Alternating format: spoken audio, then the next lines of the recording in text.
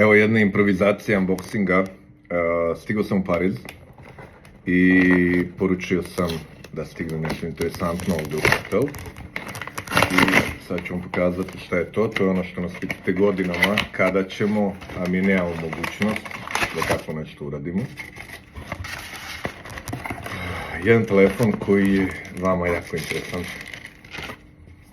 Pixel 7 Pro. Meni je jako žao što mi nismo imali mogućnost da ovaj telefon sačekamo da bi ušao u ovaj naš uporedni test kamera na telefonima, ali verujem da ćete biti zadovoljni time što ćemo vam ga prikazati.